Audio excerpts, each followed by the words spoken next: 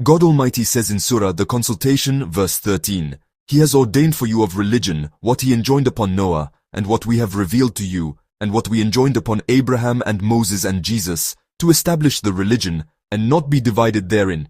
Difficult for those who associate others with God is that to which you invite them. He has ordained for you of religion.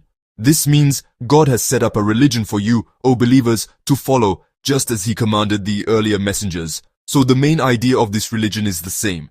It's about believing in one God and worshipping only Him in every part of life. What He enjoined upon Noah.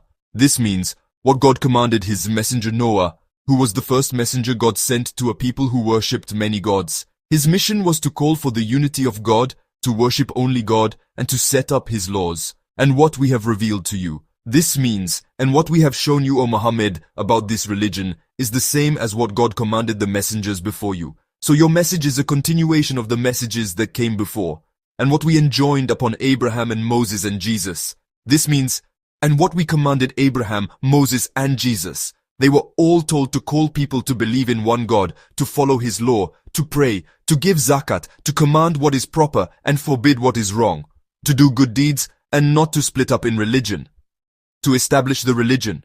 This means, the goal of all these commands is to set up the main ideas of the religion and act correctly, with a true heart towards God, following His rules in what we believe, how we worship, and how we treat others, and not be divided therein.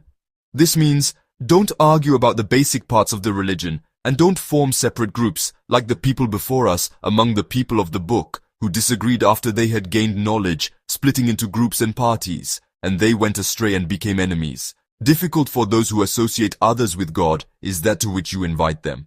This means, what you call them to, O Messenger, which is believing in one God in worship, rejecting worshipping many gods, and setting up the religion, is big and hard for those who worship many gods, because they are used to what is false and were raised with idol worship traditions. So calling them to believe in one God is hard for their souls. In short, God explains in this verse that the religion brought by His last messenger is a continuation of God's commands to all earlier messengers, from Noah to Jesus, and that the essence of this religion is one, believing in one God, obeying God's commands, and not splitting up within it.